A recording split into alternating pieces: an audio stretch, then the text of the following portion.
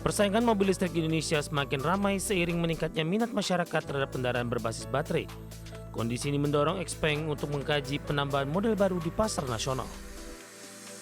Salah satu model yang sedang dipertimbangkan adalah sedan listrik P7 yang sebelumnya sempat diperkenalkan kepada publik dalam ajang Indonesia International Motor Show 2026. Vice President of Marketing Xpeng Indonesia Hari Arifianto menyebut perusahaan masih mempelajari peluang pemasaran versi setir kanan untuk pasar Indonesia, sekaligus melihat respon konsumen terhadap model tersebut.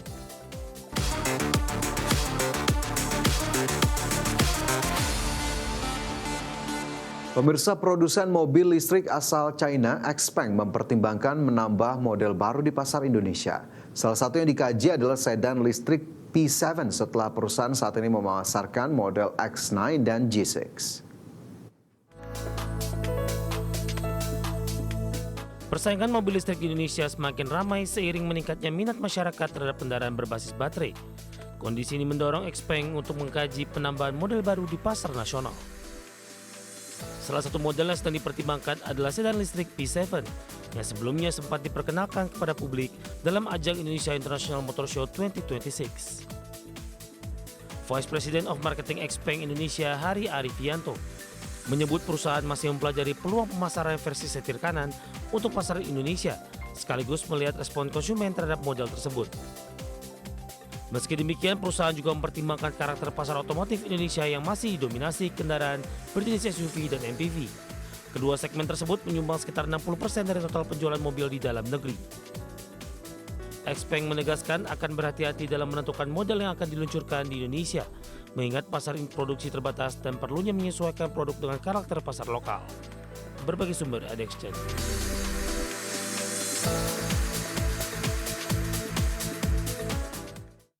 Perusahaan kecerdasan buatan Anthropic resmi melayangkan gugatan hukum terhadap pemerintahan Presiden Amerika Serikat Donald Trump.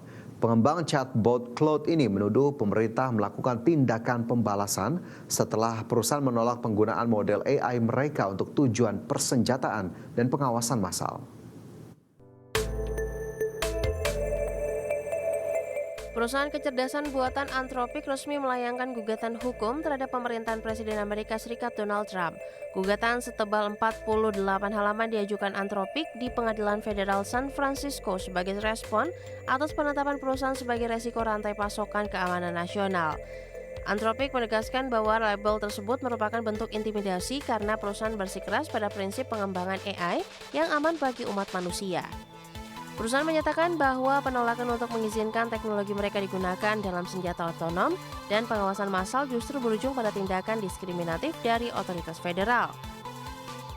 Penetapan Anthropic sebagai resiko keamanan nasional menjadi sorotan tajam karena merupakan pertama kalinya label tersebut diberikan kepada perusahaan asal Amerika Serikat.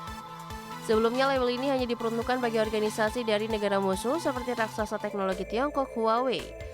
Status ini tidak hanya menghalangi penggunaan teknologi Anthropic oleh Pentagon, tetapi juga melarang seluruh vendor dan kontraktor pertahanan menggunakan model Claude dalam setiap proyek departemen pemerintah.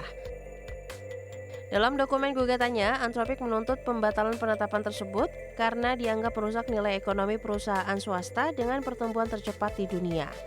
Gugatan ini menyeret lebih dari selusin lembaga federal serta sejumlah pejabat kabinet sebagai pihak tergugat. Adapun Anthropic berkomitmen untuk mempertahankan independensi teknologinya dan menolak upaya pemerintah yang dianggap ingin menghancurkan nilai inovasi demi kepentingan militer. Berbagi sumber, IDEX Channel.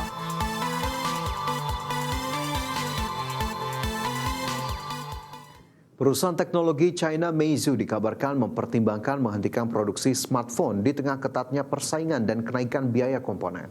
Perusahaan berencana mengalihkan fokus ke pengembangan perangkat lunak kecerdasan buatan serta sistem operasi untuk kendaraan pintar. Perusahaan teknologi China Meizu dikabarkan tengah mempertimbangkan untuk menghentikan produksi smartphone secara penuh.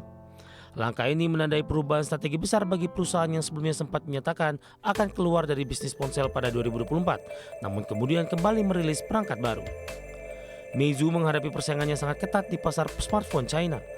Sejumlah produsen besar seperti Huawei, Xiaomi, Oppo, dan Vivo terus mendominasi penjualan di pasar tersebut. Perusahaan sempat mencoba bertahan melalui peluncuran perangkat flagship Meizu 22 yang menggunakan chip Snapdragon 8S Gen 4. Namun volume penjualan dinilai belum cukup besar untuk menyaingi produsen utama. Tekanan juga datang dari kenaikan harga komponen memori global. Permintaan chip meningkat tajam seiring pembelian dalam skala besar oleh perusahaan teknologi untuk pengembangan kecerdasan buatan. Meski berencana meninggalkan produksi ponsel, Meizu tidak sepenuhnya keluar dari industri teknologi. Perusahaan akan fokuskan pengembangan pada sistem operasi Flame OS yang mulai digunakan untuk ekosistem kendaraan pintar milik produsen otomotif China Geely. Berbagai sumber ada Channel. Presiden Amerika Serikat Donald Trump dilaporkan membeli obligasi milik Netflix senilai lebih dari 1,1 juta dolar Amerika dalam 3 bulan terakhir. Transaksi ini terjadi saat perusahaan streaming tersebut tengah berupaya mengakuisisi Warner Bros. Discovery, namun akhirnya gagal dalam persaingan akuisisi. Presiden Amerika Serikat Donald Trump dilaporkan membeli obligasi milik Netflix. Berdasarkan dokumen pengungkapan pemerintah Amerika Serikat, Donald Trump melakukan sejumlah pembelian obligasi Netflix dalam beberapa transaksi sejak Desember hingga Januari. Total nilai investasi tersebut dilaporkan berkisar 1,1 juta hingga 2,25 juta dolar Amerika. Pembelian obligasi dilakukan melalui 4 transaksi terpisah. 2 transaksi lebih dari 500 ribu dolar terjadi pada 12 dan 16 Desember. Sementara 2 transaksi tambahan lebih dari 600 ribu dolar terjadi pada 2 dan 20 Januari. Obligasi Netflix yang dibeli memiliki kupon bunga 5,375% dan akan jatuh tempo pada November 2029. Namun dokumen tersebut tidak menyebutkan apakah obligasi tersebut masih dimiliki atau sudah dijual. Pembelian ini terjadi saat Netflix tengah berupaya mengakuisisi Warner Bros. Discovery. Namun rencana tersebut akhirnya gagal setelah perusahaan media itu diambil alih oleh Paramount Skydance. Pihak Gedung Putih menyatakan aset Donald Trump tidak dikelola langsung oleh Presiden. Seluruh aset tersebut berada dalam sebuah trust yang dikelola oleh anak-anaknya sehingga diklaim tidak menimbulkan konflik kepentingan. Selain Netflix, Donald Trump juga dilaporkan membeli obligasi Warner Bros. Discovery senilai 500 ribu hingga 1 juta dolar Amerika. Obligasi tersebut juga diperdagangkan pada kisaran 95 sen per dolar, lebih tinggi dibandingkan saat dibeli. Bagi sumber ada Channel. Raksasa otomotif Jerman Mercedes-Benz dijatuhi denda sebesar 11,2 miliar won atau setara 119 miliar rupiah oleh regulator anti-monopoli Korea Selatan. Perusahaan dinilai terbukti menyesatkan konsumen terkait informasi pemasok baterai pada lini kendaraan listriknya.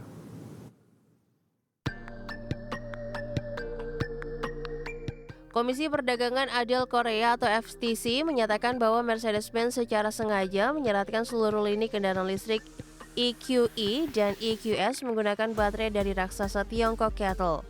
Namun hasil investigasi mengungkap bahwa sejumlah unit justru menggunakan sel baterai dari Farasis Energy, sebuah produsen yang tidak masuk dalam daftar 10 besar dunia. Informasi penggunaan baterai Farasis tersebut diduga sengaja dihilangkan dari panduan penjualan internal dan disembunyikan dari para dealer maupun konsumen. Penyelidikan mendalam ini dimulai setelah terjadinya insiden kebakaran hebat sebuah mobil listrik Mercedes di tempat parkir bawah tanah di Incheon pada Agustus 2024 lalu. Hasil pemeriksaan menemukan bahwa baterai pada kendaraan yang terbakar tersebut diproduksi oleh Farasis Energy.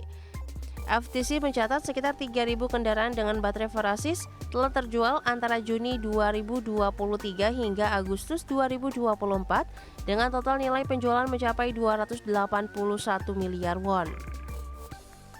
Denda 11,2 miliar won yang dijatuhkan merupakan hukuman maksimum yang diizinkan oleh Undang-Undang Korea Selatan atau setara 4% dari total nilai penjualan terkait. Selain denda material, regulator juga akan merujuk kantor pusat Mercedes di Jerman serta unit di Korea kepada pihak jasa penuntut untuk penyelidikan lebih lanjut. Kedua entitas tersebut dinilai terlibat langsung dalam pembuatan dan pendistribusian pedoman penjualan yang dinilai manipulatif terhadap konsumen. Berbagi sumber, IDEX Channel.